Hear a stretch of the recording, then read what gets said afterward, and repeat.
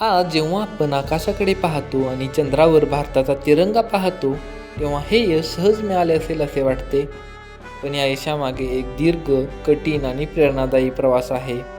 हा प्रवास सुरू झाला त्या काळात जेव्हा भारताकडे पैसा नव्हता, तंत्रज्ञान नव्हतं, पण स्वप्न पाहणारी माणसं होती. 1960चा भारत अजूनही स्वतःच्या पायावर उभा राहत होता. शेती पावसावर अवलंबून होती. हवामानाचा अचूक अंदाज नव्हता आणि दूरसंचार ही लक्झरी मानली जायची. याच काळात डॉक्टर विक्रम साराभाईंनी एक गोष्ट ओळखली. जर भारताने अवकाश तंत्रज्ञान वापरलं तर तो आपल्या लोकांना आयुष्य बदलून देऊ शकतो. त्यांच्यासाठी अवकाश शक्ती प्रदर्शनाचं साधन नव्हतं, तर विकासाचं माध्यम होतं. 1962मध्ये Indian National Committee for Space रिसर्चची स्थापना झाली. 1969मध्ये इस्रो अस्तित्वात आलं. इस्रोची स्थापना रॉकेट बनवण्यासाठी नव्हती, तर भारताला सक्षम बनवण्यासाठी होती.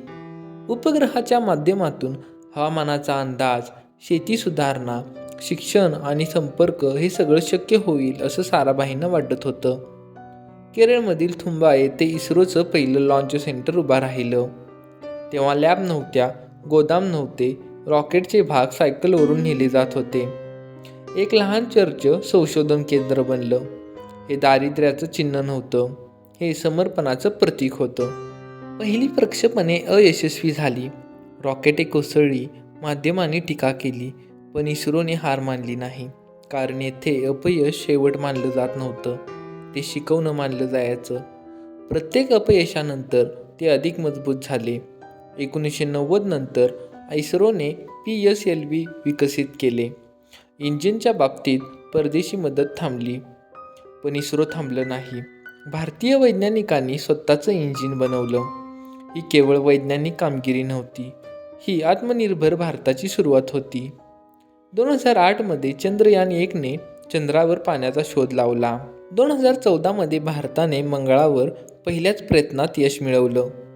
कमी खर्चात जास्त अचूकतेने इस्रोने जगाला आश्चर्यचकित केलं. आज इस्रो जगासाठी उपग्रह प्रक्षेपित करतं. चंद्रयान 3ने चंद्राच्या दक्षिण ध्रुवावर भारताचं नाव कोरलं. आदित्य L1 सूर्याचा अभ्यास करत आहे. इस्रो म्हणजे विश्वास, अचूकता आणि शिस्त. इस्रो ही फक्त संस्था नाही, ती भारताच्या विचारांची उंची आहे. सायकलवरून सुरू झालेला हा प्रवास आज अवकाशात भारताचा झेंडा फडकवतोय.